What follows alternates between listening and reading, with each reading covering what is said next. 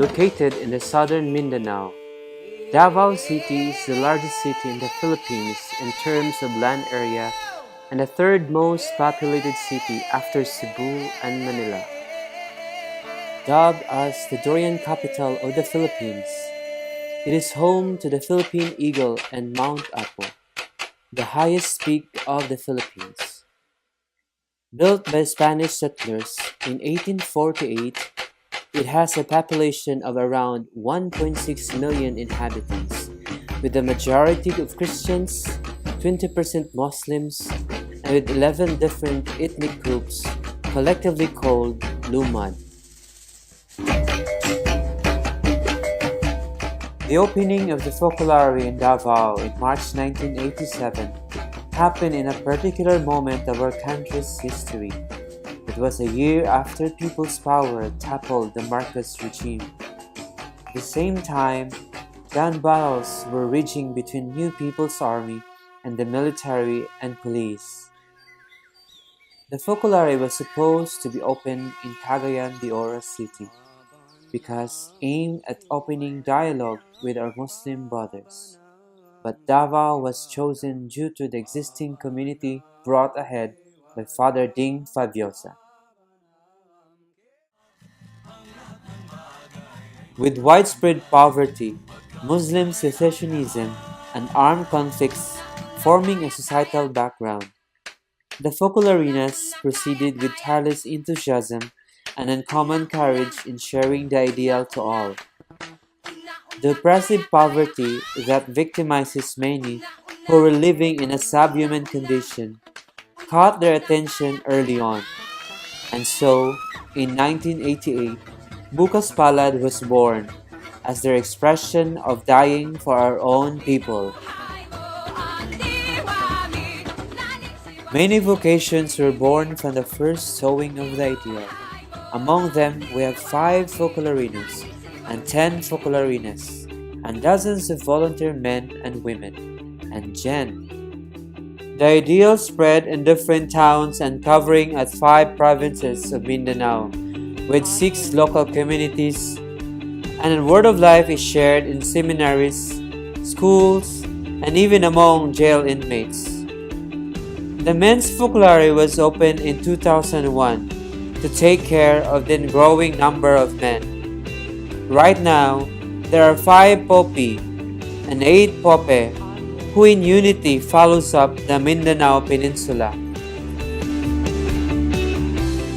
The presence of young people and Focolare's closeness to bishops and priests characterizes the community of Davao. Like many zones, however, the Zonetta also experiencing change. Last Mariapolis 2017 saw the substantial decline in the number of Gen 2 for the first time due to various reasons.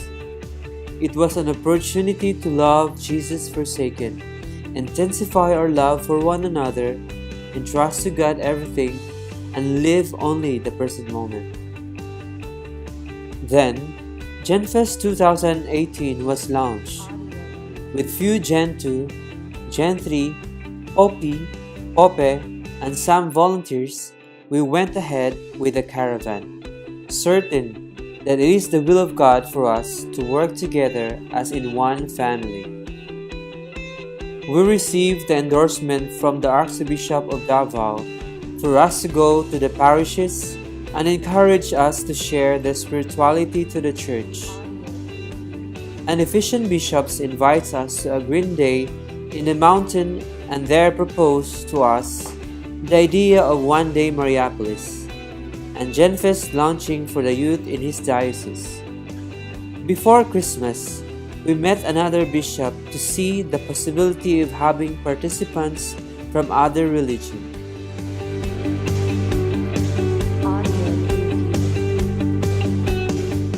We too wanted to heed Emmaus' call to go out and live for the church. Thus, as a community, we got involved in the Archdiocesan feeding program, while some gens started to have a Word of Life meeting in the nearby parish. It was first of all an occasion to share their spirituality, and building rapport that continued with the Genfest caravan. We also had an opportunity to work with them in giving goods to the displaced people of Marawi. Truly, God's love cannot be outdone in generosity, for He intervened in many ways and opened other opportunities in terms of renewing relationships with the Muslims, pastors of other churches. Looking back, we can see how the love of the Father has accompanied us, and the experience we have gone through together were but necessary to increase our love for each other, so that, through the mutual love, we may truly be that work of Mary, God's handmaid in bringing Jesus' presence in the world.